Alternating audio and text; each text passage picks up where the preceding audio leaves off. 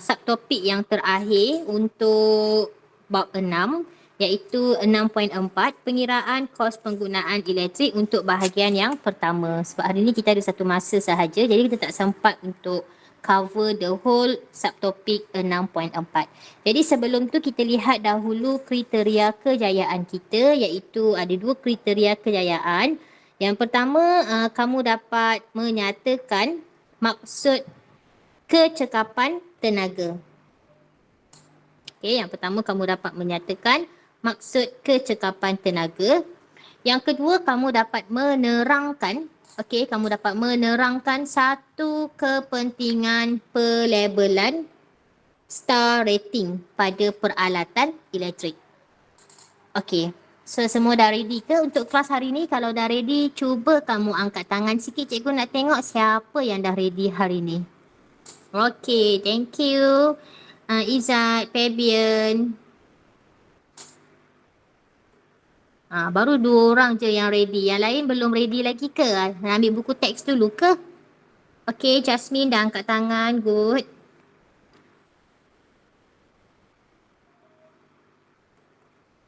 Alright. Okay. So, jom kita tengok. Jom kita tengok gambar rajah ini. Okay. So, gambar yang cikgu tunjukkan pada kamu ni, dia adalah siapa yang minta link dengan saya ni. Sekejap ya, ada orang PM cikgu minta link. Cikgu pun tak sure lah link apa yang dia minta. Sekejap ya. Siapa ni? Link apa? Link kelas ni lah kot cikgu. Oh ya ke? Bagilah salam lain kali kalau PM cikgu. Kan? Ini dia terus je. Dah lah cikgu tak save nombor dia. Dia terus je minta link. Kejap, cikgu cari link kelas ni. Sekejap ya kelas. Kesian kawan kita ni kalau kita tak tolong dia. Kejap. Cikgu nak share link kelas ni. Mesti tak pernah join kelas ke apa ni? Tiba-tiba minta link kan? Macam pelik pun ada tapi tak apalah. Orang dah nak belajar tu kan? Kita tolong dia. Faiz Haikal. Patutlah. Okay. Kita tunggulah Faiz masuk Alright. Okay, so kita continue kita punya kelas. Okay, cuba kamu tengok kan gambar ni. Gambar ni dia menunjukkan 4 jenis mentol elektrik yang kita pasang pada bekalan elektrik 240 volt. So semua keempat-empat ni kan dia boleh menyala dengan normal. Tetapi apa yang beza kamu tengok ni? Dekat keempat-empat mentol ni, apa yang beza? Bentuk. Bentuk mentol. Okey, design dia lah kan. Lagi? Warna. Okey, lagi?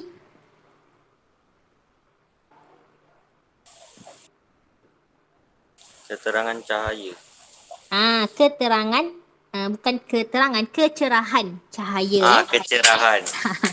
Kecerahan cahaya. Lagi? Apa lagi yang berbeza? Penggunaan tenaga. Okey, penggunaan tenaga. Dan lagi satu, kalau kamu perasan, dia tulis kat sini 10W, 20W, 100W, 100W. W tu apa? Watt. Okey, iaitu kuasa. Okay. So, kuasa pada setiap mentol ni berbeza-beza lah seperti yang dilabelkan dalam rajah. So, mentol yang pertama ni, dia punya kuasa adalah 10 watt. Yang kedua ni 20 watt. Yang ketiga 100 watt dan yang keempat ni sama dengan yang ketiga iaitu 100 watt. Okey, so cikgu nak tanya kamu lah kan. Antara keempat-empat ni, yang mana mempunyai kecekapan paling tinggi? Yang mana yang... Yes, Izzat. Yang cerah ke cekap? Yang cekap. Maksud dia cikgu cekap tu macam mana? Maksud dia cekap tu macam mana? Okey, kita KIV dulu. Soalan cikgu tadi tu boleh cikgu nak menjawab soalan Fabian. Boleh Okey, cikgu, apa saya pun tak maksud? faham. Kamu pun tak berapa faham kan? Okey. Cikgu nak suruh kamu pilih yang mana yang kecekapan tenaga yang tinggi.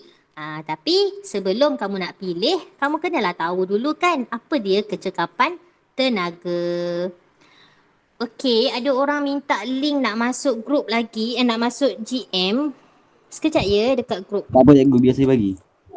Aisyah, siapa Siti Aisyah? Okey, tak apa. Cikgu forward je message.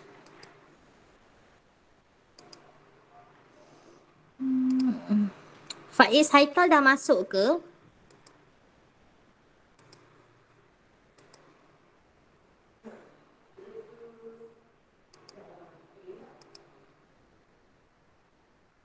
Okey. Tak apa, kita dah hantar. Okey. Jadi kita tengok balik tajuk kita ni. Cikgu harap diorang join lah kan. Okey. Okey, so apa yang dimaksudkan dengan kecekapan tenaga? Jom kita tengok. Ini adalah kecekapan tenaga.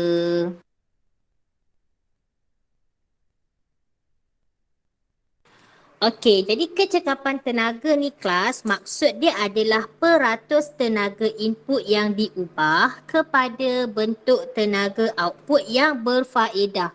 Macam tak berapa nak faham kan? Jangan risau, cikgu akan terang lagi.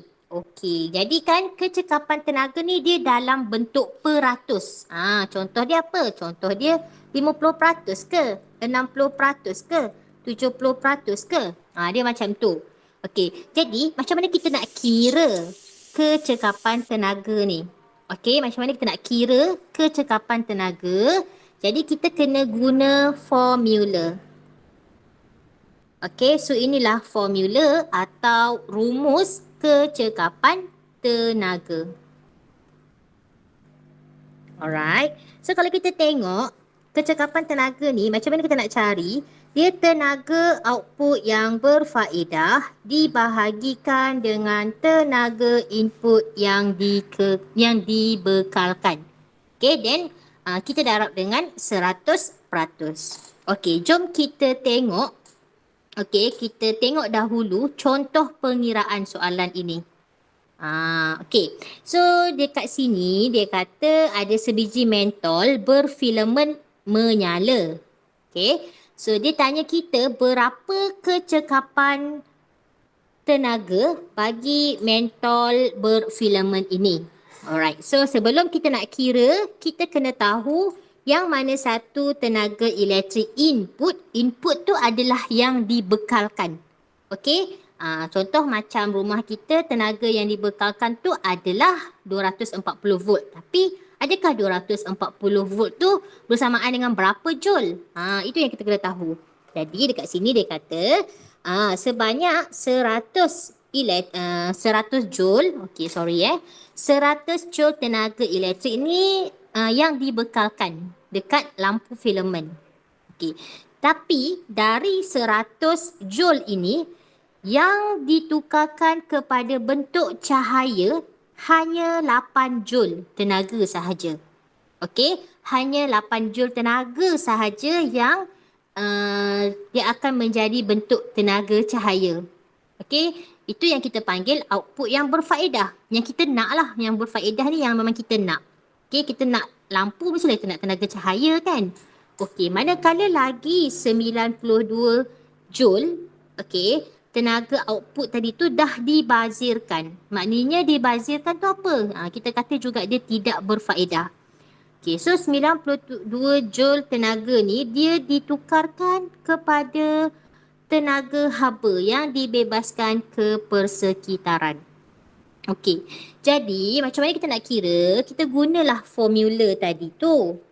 Okey, di mana tenaga output bahagi dengan tenaga input yang dibekalkan. Alright, so kalau kita nak kira macam inilah. Okey, so tenaga output tadi berapa? Tenaga output yang berfaedah, yang memang kita nak. Jadi dia sebanyak 8 joule. Okey, 8 Joule. Cikgu tulis bagi comel-comel sikit ya. Okey. Dan tenaga input yang dibekalkan adalah 100 Joule. Okey, 100 Joule. Kemudian kita darab dia 100%. Okey, kita darab dia 100%. Kemudian cuba kamu darab tengok 80 bahagi 100 darab. Sorry kelas, ni bukan 80 Joule.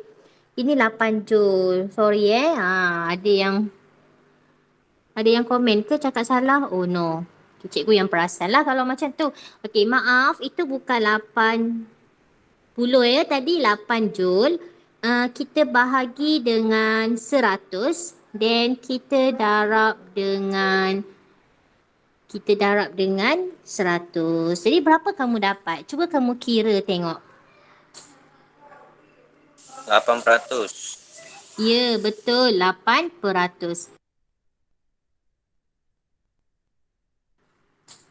Okey, jadi dia adalah 8%. Okey, bagus.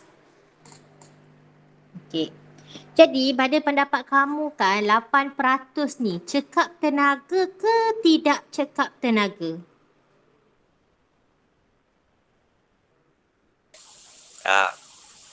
Mestilah tak cekap tenaga. Okey, sebelum kita proceed, cikgu nak ajak kamu terus buat latihan dalam modul. Okey, alang-alang kita dah belajar tentang maksud maksud kecekapan tenaga. Cikgu nak minta kamu buka buku modul. Okey, buka modul muka surat 33. Ada tak dengan kamu modul tu sekarang? Ada. Okey, buka muka surat 33.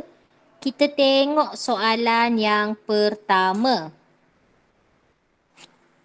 Okey, so soalan yang pertama dia tanya kita berikan definisi kecekapan tenaga.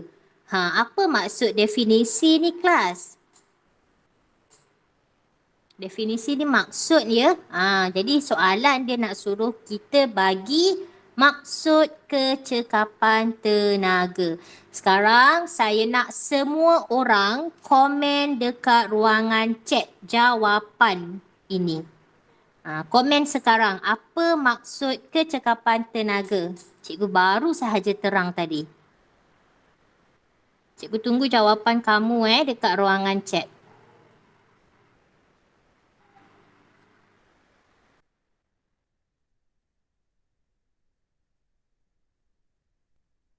Okey, Is Hadif komen 8% tadi. Okey, thank you Is. Okey Is, boleh jawab soalan satu ni dekat ruangan komen.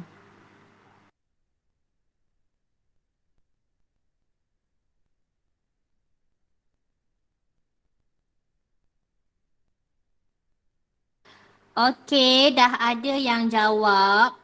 Febian jawab peratus tenaga input yang diubah kepada bentuk tenaga output yang berfaedah. Okey, good Febian. Is pula peratus tenaga input yang diubah kepada bentuk tenaga output yang berfaedah. Okey, good Is. Okey, yang lain dapat tak? Dapat cikgu. Dapat alright, bagus. Okey, jadi betul jawapan yang diberikan oleh Febian dan juga Is Hadif tu. So, cikgu tak tulis ya dekat sini. Kamu boleh ambil jawapan tu dekat ruangan komen yang kawan kamu dah berikan tadi, iaitu definisi kecekapan tenaga ni adalah peratus tenaga input yang diubah kepada bentuk tenaga output yang berfaedah. Manakala kita boleh kira lah kecekapan tenaga tu ikut formula yang diberikan. Okey, good. So, cikgu nak sambung sikit. Okey, sebelum tu cikgu nak tanya, kita tengok dulu contoh teknologi yang berkonsepkan kecekapan tenaga. Okey, so ni contoh lah sebenarnya ada banyak lagi teknologi yang berkonsepkan tenaga, kecekapan tenaga ni. So contoh dekat sini kita guna alat pencahayaan. Okey, alat pencahayaan. So dekat sini ada 3 alat pencahayaan. Yang pertama adalah lampu berfilamen. Yang kedua adalah lampu jimat tenaga. Dan yang ketiga, lampu LED. Okey, kat rumah kamu pakai lampu yang mana? Cuba tengok dekat rumah, pakai lampu mana? Yang panjang. Lampu Kalimantan. Lampu Kalimantan pun sama juga adakah dia menggunakan filamen, dia punya dalam tu, tapi filamen tak kot. Ataupun lampu jimat tenaga atau LED. Yang panjang tu pun ada LED. LED ni adalah teknologi pencahayaan yang barulah kiranya. Okay, alright. Jadi, jom kita tengok struktur binaan dan juga kecekapan tenaga bagi ketiga-tiga alat pencahayaan ini. So, kalau kita tengok struktur binaan, seperti yang kamu lihatlah dekat paparan skrin dan juga buku teks kamu. Okay, so kita nak tengok kecekapan tenaga. Cikgu besarkan sikit. Okay, kecekapan tenaga kan untuk kecekapan tenaga untuk lampu berfilamen ni, maknanya tenaga elektrik maksimum yang ditukar kepada tenaga cahaya lebih kurang 10%. So, kalau kita tengok tadi pun, masa kita kira yang ada kat contoh sebelum tadi pun dapat 8% je kan. So, lebih kurang lah tu. So, dekat sini dia kata lebih kurang 10%. So, logik lah kan dengan yang kita kira tadi. Okey, manakala alat pencahayaan yang kedua iaitu lampu jimat tenaga, kecekapan dia adalah lebih kurang 50%, manakala lampu LED 90%. Jadi kan kamu rasa-rasalah antara 3 jenis alat pencahayaan ni yang mana paling cekap tenaga? LED. Okey, LED. Okey, betul is LED. Alright. Jadi, macam mana kamu nak kenal pasti peralatan elektrik tu dia jenis yang cekap tenaga? Pernah tak kamu terfikir? Macam mana kita nak tengok, Bak? Okey, Izzat, macam mana kamu nak tahu ataupun kalau kamu nak pergi beli peralatan elektrik kat kedai elektrik kan, macam mana kamu nak pilih peralatan elektrik tu?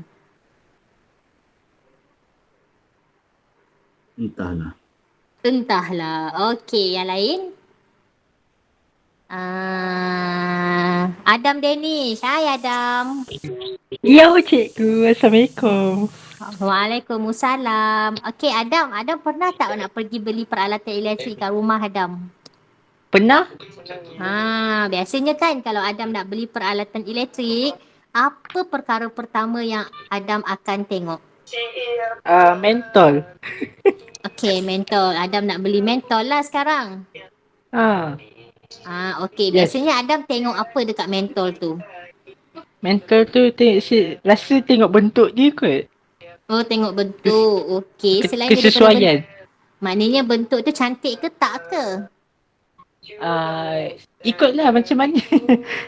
Kesesuaian masing-masing. Kesesuaian masing-masing. Okey, macam nak tahu kesesuaian tu? Macam kita kan cikgu ada tunjuk 3 gambar kat sini kan. Kalau si pilih yang tengah tu selalu macam tu lah. Okey, maknanya yang tengah tu cantik kan? Betul? Yes. Okey, maknanya dia tengok design. Alright, okey. Cikgu tak kata salah cikgu tak kata salah. Okey, contoh yang kedua lah. Is, ada tak Is kat sini? Is boleh guna mic ke? Ke kena chat je?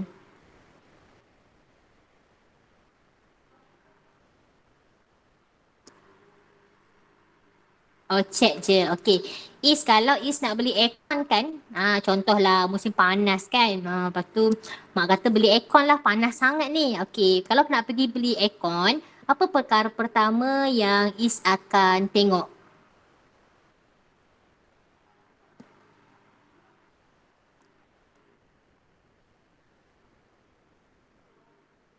Star. Yes. Okay. Is akan tengok star. Star yang macam mana tu? Adakah macam ni? Pernah tengok tak label ni? Benar. Okey. Sebenarnya label ini kita panggil sebagai label cekap tenaga. Okey, label cekap tenaga iaitu dia diperkenalkan oleh Suruhanjaya Tenaga. Okey, jadi star yang Is cakap tu yang inilah. Sorry ya. Okey, ada orang sebut saya, ada orang mengumpat saya ke? Kita kata sedap saya. Okey. So, star dia yang ini. So, 1 star, 2 star, 3 star, 4 star, 5 star. So, penyaman udara ni dia ada 5 star. So, kita tengoklah. Okey, so apakah label yang ada pada, bukan label, apakah maklumat yang ada pada label cekap tenaga ni? Jom kita tengok. So, the first thing dia mestilah ada perkadaran tenaga. So, perkadaran tenaga tu dia dalam bentuk bintang lah. 1 sampai 5 bintang. Kalau 5 bintang tu paling bagus. Satu bintang tu paling kurang lah. Okey. Okey, kemudian dia mesti ada maklumat jenis peralatan. Dekat mana jenis peralatan? Dekat sini Okey, jenis peralatan. So kebiasaannya kamu mesti tak tengok sangat pun jenis peralatan tu kan, sebab kamu dah nak beli aircon, mestilah dia lekat dekat aircon. Tapi kamu kena tengok kod-kod label tu tersalah lekat. Asalnya dia nak lekat dekat penyaman udara, rupanya label tu peti sejuk punya. So kena tengok betul-betul. Okey. Alright, yang ketiga, perkadaran tenaga pada peralatan. Angka lah, dalam bentuk angka yang ini Okey. So biasanya angka ni dia rujuklah kepada berapa star yang dekat atas tu. Okey.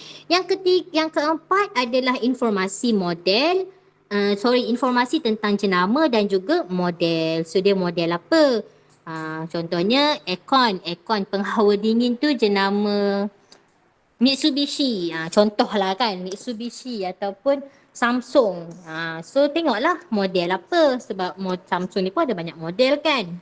Kemudian yang kelima, dia akan tengok tentang penggunaan tenaga dalam kilowatt jam per tahun. So maknanya dekat sini kan, dalam tempoh setahun secara purata dia guna banyak mana tenaga elektrik. So kita boleh kira lah berapa kos penggunaan dia. Okey. Kemudian yang keempat adalah maklumat tentang penjimatan tenaga berbanding dengan peralatan berlabel 2 bintang. Okey. Biasanya kalau kamu tengok yang ada bintang ni, cikgu rasa paling sikit bintang pun dia 3 lah. 2 atau 3 bintang lah biasanya. Okey. Cikgu tak jumpa lagi lah label 1 bintang. Biasanya 3 bintang dah okey. So dia kata kalau tengok produk ni yang dekat paparan skrin ni, dia kata produk ni dia guna 51.55% kurang tenaga daripada produk biasa, which is good lah. Okay. So dia jimat tenaga lah kalau 5 bintang ni. Dan yang kelima, maklumat yang perlu ada adalah ujian piawai yang digunakan. Okay, so kita nak tengok. Ada soalan tak nak tanya untuk bintang ni? Dia tak semua peralatan lah. Apa? Boleh cikgu, boleh. Boleh. Okey. So sebenarnya tak adalah semua peralatan ada label cekap tenaga ni. Biasanya peralatan yang menggunakan tenaga elektrik yang banyak. Macam TV, aircon, kipas, lagi apa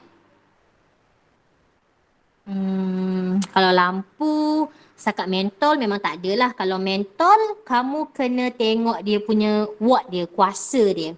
Okay, so kamu belilah peti ais, betul Fabian, peti ais. Saya lupa pula peti ais. Lagi oven kot. Oven ada ke? Cikgu pun dah tak lama tak pergi kedai elektrik kan. So cikgu tak perasan lah. Microwave, ya betul, microwave. So dia contoh-contoh peralatan elektrik yang menggunakan banyak tenaga Okay. Kalau setakat charger tu memang tak ada lah Okay, so untuk yang ini cikgu nak minta kamu jawab soalan praktis formatif 6.4 tadi tu, tapi kamu jawab soalan nombor 5.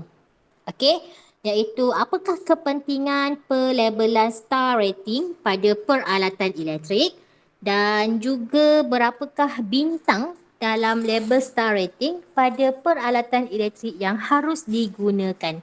Kita jawab dulu soalan yang pertama ni Apa kepentingan pelabelan star rating pada peralatan elektrik ni kamu rasa? Kenapa dia penting? Okey, cikgu nak kamu cuba jawab dekat ruangan komen. Okey, cuba jawab dekat ruangan komen.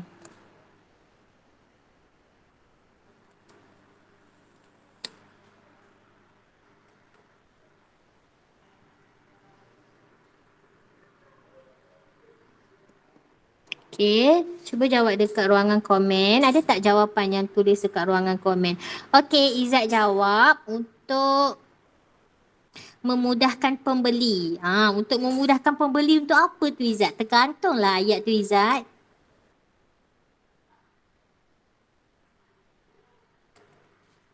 Untuk memudahkan pembeli untuk apa tu? Okey, memandangkan masa kita ada lagi 2 minit untuk memudahkan pembeli menilai barang. Okey, hampir tepat. Okey, hampir tepat. Cikgu share dengan kamu jawapan yang paling tepat. Okey.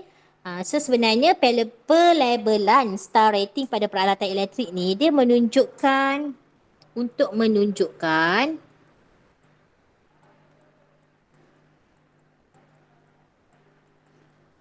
kecekapan tenaga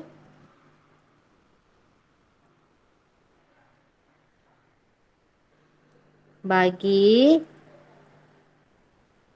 peralatan elektrik tersebut. Okey. So itulah sebenarnya jawapan ataupun kepentingan pelabelan star rating pada peralatan elektrik. Okey, untuk menunjukkan kecekapan tenaga bagi peralatan elektrik tersebut. So senanglah kita nak tengok tenaga peralatan elektrik mana yang lebih cekap tenaga. Okey, boleh? Boleh ke? Boleh. Okey, untuk soalan B ni cikgu nak kamu jawab dan hantar jawapan ke dalam grup Telegram kita. Boleh ke?